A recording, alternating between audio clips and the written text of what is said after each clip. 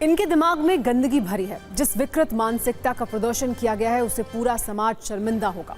Supreme court ने ये बातें इंडियाज गॉट लेटेंट विवाद में यूट्यूबर रणवीर इलाहाबादिया को गिरफ्तारी से राहत देते हुए कही, लेकिन इस राहत से पहले फटकार लगाने में कोई कसर नहीं छोड़ी। दरअसल इंडियाज गॉट लेटेंट में विवादित टिप्पणी पर कई एफआईआर के बाद राहत के लिए YouTuber Ranveer Allahbadia supreme court पहुंचे थे, जिस पर आज सुप्रीम कोर्ट ने तसल्ली बख्श सुनवाई की और कुछ आदेश दिए, जिसके मुताबिक सुप्रीम कोर्ट ने रणवीर की गिरफ्तारी पर अंतरिम रोक लगा दी। पासपोर्ट पुलिस के पास जमा कराने के लिए कहा है। कोर्ट की अनुमति के बिना देश नहीं छोड़ सकते हैं। रणवीर के किसी भी शो का यूट्यूब पर प्रसारण बैन कर दिया गया। संबंधित एपिसोड पर अब और एफआईआर नहीं दर्ज की जाएगी।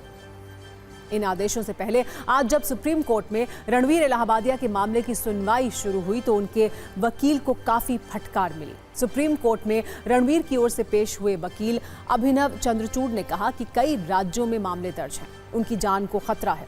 इस पर जस्टिस सूर्यकांत ने कहा कि आप लोगों के माता पिता को बेइज्जत कर रहे हैं। ये गंदे दिमाग की उपज है। आपके पास भारी संपत्ति है। 2 अलग अलग एफआईआर का आप बचाव कर सकते हैं। हम एफआईआर क्यों क्लब करें? जांच और मुकदमा आपके मुताबिक नहीं चलाया जा सकता। अगर आपको खतरा है तो ये राज्य सरकार की जिम्मेदारी है और आप शिकायत करें। इसके आगे जस्टिस सूर्यकांत और सख्त हुए। इसके बाद उन्होंने कहा कि आप किसी भी तरह के शब्द बोल सकते हैं और पूरे समाज को हल्के में ले सकते हैं। आप हमें बताएं कि दुनिया में कौन सा व्यक्ति ऐसे शब्दों को पसंद करेगा। यदि आप अभद्र भाषा का प्रयोग करके सस्ती लोकप्रियता पा सकते हैं तो धमकी देने वाला यह व्यक्ति भी प्रचार चाहता है। जस्टिस सूर्यकांत ने आगे ये भी कहा कि जो शब्द आपने चुने हैं उससे माँ बाप शर्मिंदा होंगे, बहनें शर्मिंदा होंगी, पूरे समाज को शर्मिंदगी महसूस होगी। विकृत मन है आपका और आपके साथियों का, जिन्होंने जिस विकृत मानसिकता का प्रदर्शन किया है। हमारे यहाँ न्यायिक व्यवस्था है जो कानून के शासन से बंधी हुई है। अगर धमकियां दी गई हैं तो कानून अपना काम करेगा। इसके बाद जस्टिस सूर्यकांत ने याचिकाकर्ता के वकील से पूछा, क्या आप इस तरह के बयानों का बचाव कर रहे हैं? हम जानना चाहते हैं कि अश्लीलता के मापदंड क्या हैं।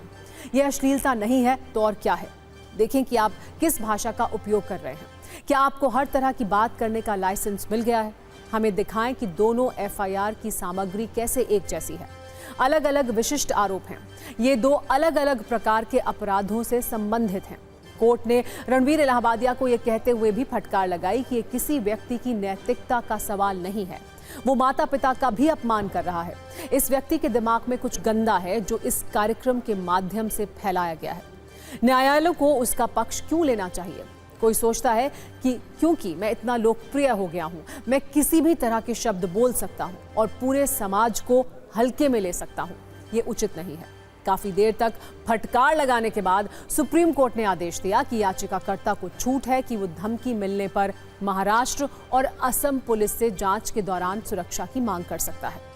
रणवीर इलाहाबादिया को सुप्रीम कोर्ट से राहत और फटकार दोनों मिली, लेकिन मुंबई पुलिस राहत देने के मूड में नहीं दिख रही है। आज मुंबई की खार पुलिस ने रणवीर को पेश होने के लिए तीसरा समन भेज दिया।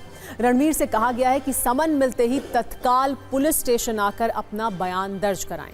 इसके पहले भी रणवीर को बयान दर्ज कराने के लिए खार पुलिस 2 बार समन दे चुकी है।